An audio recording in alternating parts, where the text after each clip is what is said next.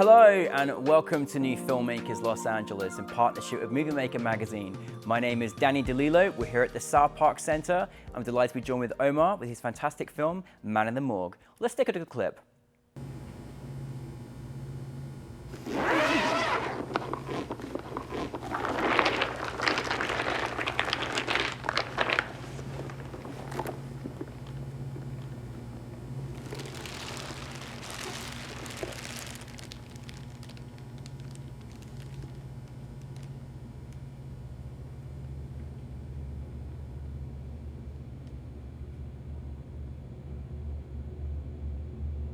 Thank you for bringing your film to us. For those that haven't seen it, tell us a brief synopsis.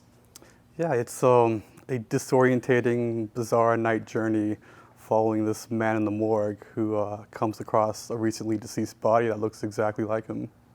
Well, listen, I was completely on the edge of my seat, intrigued from the get-go. I was like, what world are you taking me into right now, Omar? Because it's a really fascinating story, and the way that you shot it was really, really interesting. Tell us a little bit about where the inspiration came from to turn this story into a film. Yeah, I feel like it came from a place where I was being uninspired.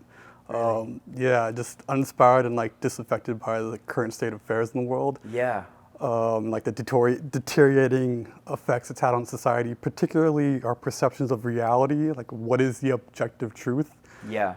So I've just had this fascination with this tension between one's internal subjective experience of reality against the outside objective world. And Man in the Morgue became this attempt to translate this existential vertigo into the language of cinema.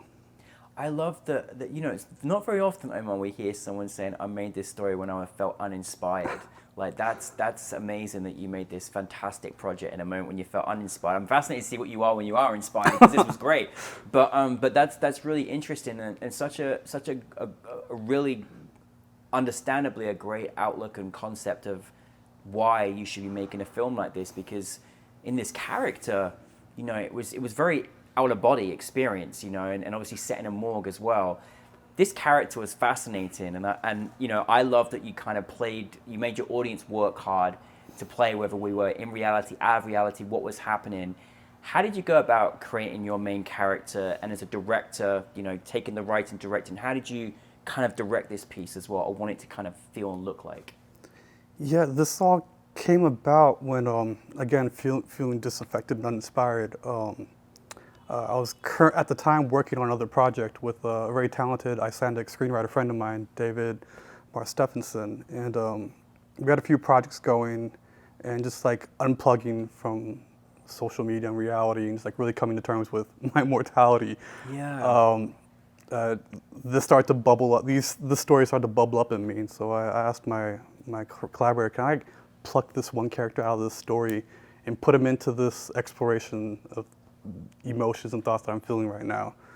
And then co-writing ensued, and I'm embarrassed to say I didn't know how it came together. It just like was a feeling I just like followed through, and it manifested the way that it did. In terms of the way that how you shot it, like the cinematography, the production, the way it looked was just like, I mean, it felt like the environment that you created. How do you go about like working with your cinematographer, how you kind of want it to visually look like? Because it really did capture emotionally how you felt about what was happening in the scene. Yeah, luckily all these feelings that I have aren't new to humanity. We've seen it in the past, and I think the birth of cinema has this look to it with German expressionism, and then leading to film noir, and then just like horror films. So luckily there's a back catalog of inspiration from an aesthetic point of view to draw from. Luckily, I had a brilliant DP that I worked with prior to this project.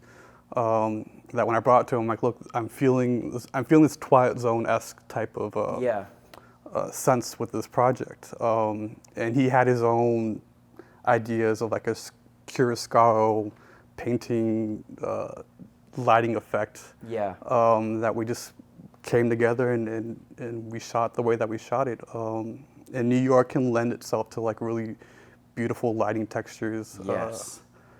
So I feel embarrassed to take credit for all of it. It's like I'm just part of the whole process. Luckily, when you build a team that's on the same page, more or less, you get something that you can't even begin to talk about because it's just it manifests organically. Absolutely, absolutely. Well, one of the things that, I love to experience watching your film is, it had that New York rawness to it. Only New York can do. Mm-hmm. In one of the most picturesque places, but there's a rawness to living there, feeling there, just the breath of the air there. How was that film in New York, and was that kind of rawness, that kind of even discomfort feeling, was that something that you try to capture? And how was that experience for you? Yeah, I mean, I lived the experience. I was like drawing from just like personal experiences existing in that built environment. Mm-hmm. And when I think about New York on cinema, there's always like these cliche shots of New York of like Times Square or Brooklyn Bridge or Central Park. And coming from film school in New York, it's just like such a cliche. It's like I didn't want my film to like be that, It's already a black and white New York film. I don't want like people rolling their eyes like, oh, here's another art student making this film. So I just shot it from like places that I've been to myself. I mean, my existence, I think all of our existence are just like we're crammed in our cars or in the metro, and just like that grimy texture to what that existence is. So I'm just gonna shoot that, and steal a lot of shots around just the everyday parts of like the city, and not look for like iconography of New York. So if you were to watch it, if you're not from New York, it's just urban Americana. You don't know what city it really is. Mm-hmm. Yeah, exactly. Yeah, definitely felt that. What I also love with the characters, each of them had their own story, obviously, and they all had kind of a lot of like emotion that we could see like visually. But again, I love the kind of the beautifulness of the art, the kind of film noir perspective of just the kind of vulnerability that you kind of showed. Was that something that you kind of portrayed in sharing with your actors, or or cinematography wise, that it all kind of showed a lot of vulnerability in the performances? Yeah, the actor-director relationship on this film was quite an experience because time was very limited. We shot this in the dead of winter. Oh wow. We didn't rehearse, but luckily, really? there was just no time. It's like a whole other story that would take up the whole day to talk about. But luckily, whenever I begin to pursue a project, I do a lot of design work, and I put a book together. It's for me, but then it translates well to the crew and to the actors, that I give to them towards the start of production for them to look at. And then I just have a conversation with each actor individually to just like chart out who this character is, and have the actor bring their subjectivity to it as well, especially in a project of this nature. So I consider the writer like another writer to the film. So it becomes something that's not something fully in my control, because I can be able just to capture something new. So that whole process, just talking it out, and building out a bigger story about the character that's not shown on the screen. Yeah. So that once we are in the real world environment shooting in New York, they more or less have an understanding what to do, and I'm just guardrails for them, not I love that. Not directing, controlling them. So you let the actor have their freedom to play as well. Yeah.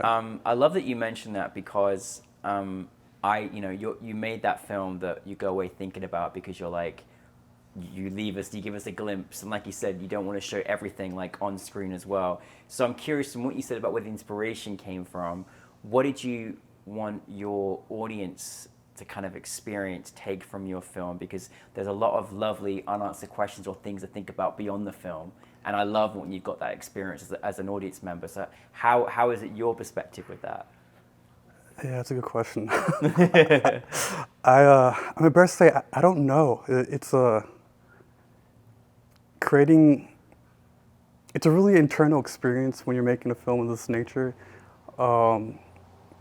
It's an artistic expression. So for me, the first step is just to be honest with myself, with the emotional truth, and then however that translates over to the audience, it's out of my control. All I want to do is deepen the mystery, and that's for the audience to decide what answers they want to come up with. Well, I'm just impressed, Omar, because I'm like, again, if you can do this when you're feeling like uninspired in creativity, like, and then you produce this, that's amazing. So I'm curious to know what, like, in terms of film or in terms of like, you know, even this experience you have with this film, what stories inspire you? What things do inspire you as a filmmaker? I love science fiction. It's probably the genre that got me into cinema. I feel like it lends itself to asking like the big questions, like what it means to be human. If I can keep making this first project was supposed to be a science fiction story, but it lends itself better to like the gothic noir. So I tend to let the projects like I try to do what's best for the project, not necessarily what I want individually. But yeah, science fiction is the genre that I enjoy the most, and I could see myself hopefully in the future excelling on like epic projects of that nature. Well, I can't wait. I'm ready for it, Omar. So thank you. So with that in mind, are you working on anything next at the moment? Yeah, I'm developing a first feature, but I recently finished a short, possibly a pilot, that it goes into the science fiction world, but it's an everyday Southern California through the lens of a dystopian perspective, following a young Afghan girl trying to navigate a hyper techno capitalist society. Oh wow! And the perverse gig economy that we're all seem to be forced into. Yeah. It's very exciting. I'm ready for that one as well. I'm like, we make this, please. This is great. So, and for you, like as a filmmaker, and again, I can't stress enough how impressed I am that you've made this film during this time and feeling these feelings. But like for filmmakers, kind of, you know, watching to try and make their next film, having to do things without rehearsal or doing things with uninspired, like what kind of things, what battles have you come through to go over that you could kind of suggest or share with our filmmaking audience? Oh, I feel like I need that advice right now for myself. Oh, you're doing a great job. It's just, I feel like independent filmmaking is so painful. There's a challenge at every stage. I guess the only inspiration, just like North Star to this, is to be passionate about the story that you want to tell. Don't let anyone bully you into like making the stories that you don't want to tell, because then you'll just be miserable throughout the whole process. Yes, exactly that. Well, I'm very grateful that you came here, Omar. Thank you so much for being here and being part of our filmmaking family at New Filmmakers LA. It's been a pleasure to have you, and I'm ready for your feature, just so you know. We're all ready.